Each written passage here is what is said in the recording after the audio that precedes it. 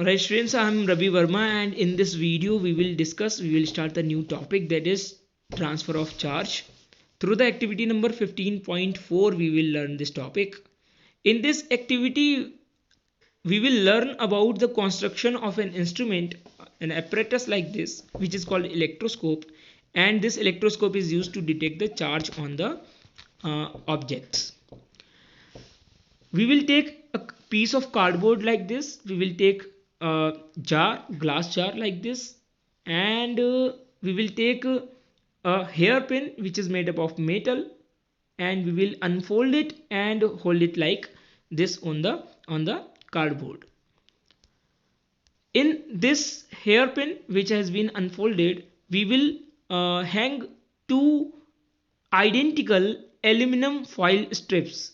So these are the aluminum foils, two pieces of aluminum foils which have same shape and size. Now how to detect the charge? Simply we will bring the charged object in contact with this wire. This wire should be a good conductor. Always it should be a good conductor, then only the electroscope will work. So when we will bring a charged refill in contact with this wire, what will happen? You will see that the aluminum foils will move away from each other. They will start repelling each other. This will indicate that the refill has some electric charge. This charge may be either positive or negative. Now, why this happened? This happened because the charge from the refill passed to the electric conductor. This is a conductor metal, right? So this is a good conductor. So that's why the charge will pass from the refill into the conductor. Then from the conductor it will pass into the both of the foils. As both of the foils will get same type of charge, because the charge is flowing from this object, so the same charge will flow into both of the aluminum foils.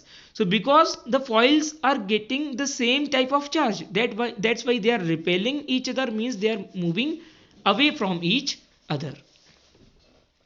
Now suppose we want to test that some object has charge. Suppose this is an object and this has charge or not. So what we need to simply do, we simply need to bring it in contact with the wire. Nothing else we want to do.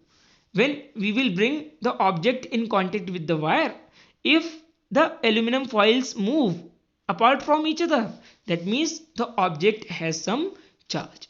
But electroscope can also be used to detect what kind of charge is there on the object.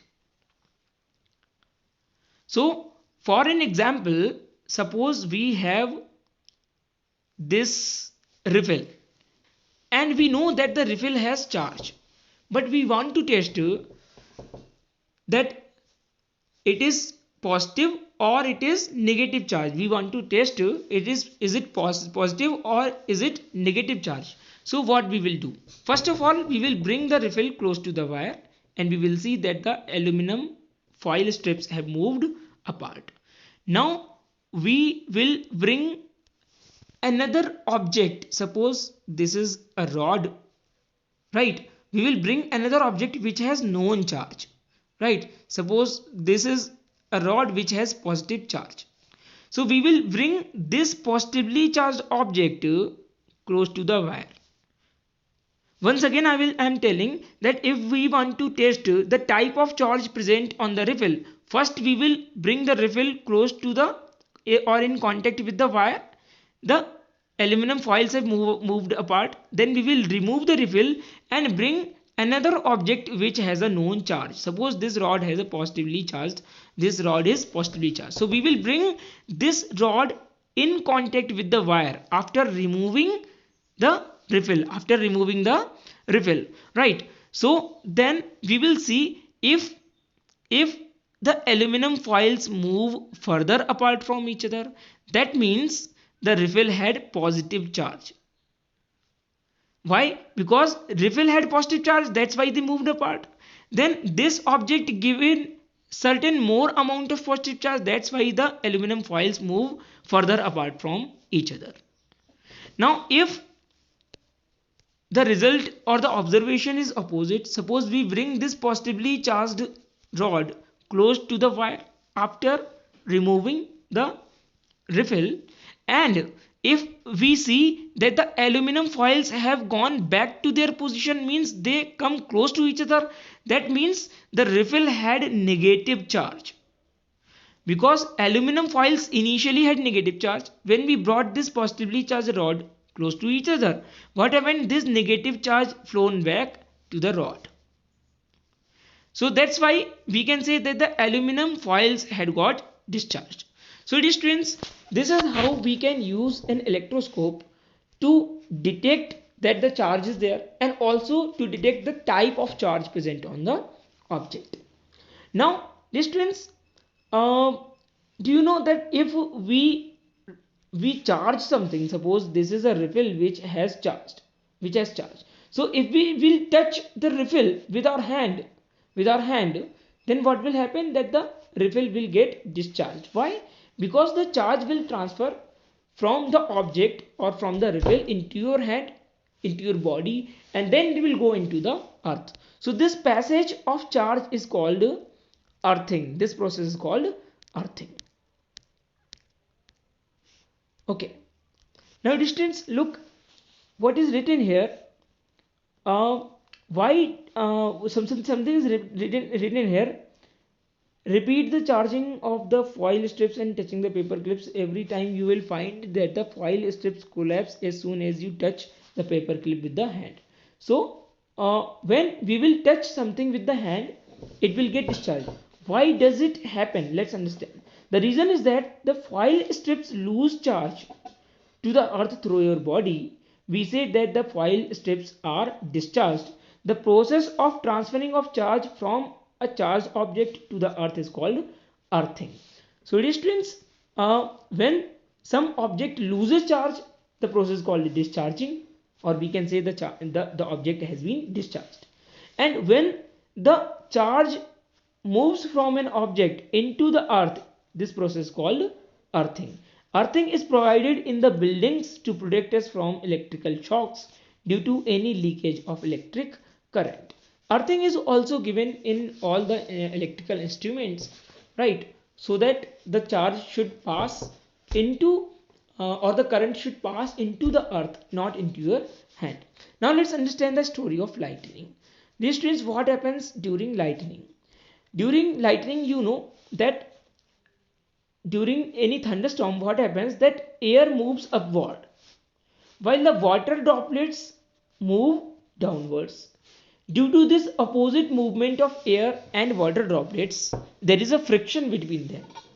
And due to this and due to certain other processes which are not still known, what happens? That a large amount of charge gets deposited in the upper layer of the clouds, and negative charge gets deposited in the lower margin, or we can say the lower side of the clouds. During the conditions of thunderstorm, also it happens that positive charge gets accumulated in the objects near the earth. So near the earth you will find the positive charge. So there are three layers of charges. First is the positive charge, second is the negative charge. However, there is a very large gap, there may be a large gap between the lower edge of the cloud and the surface of the earth. Dear students, when the amount of this negative charge and the positive charge near the earth surface becomes very huge, the air between the cloud and the earth is not able to resist the flow of these charges, because negative charge and positive charge both are in huge amount, they are attracting each other. So in such a condition, when the amount of charges becomes very high, the air now acts as a conductor of electric current, because it cannot resist the flow of charges.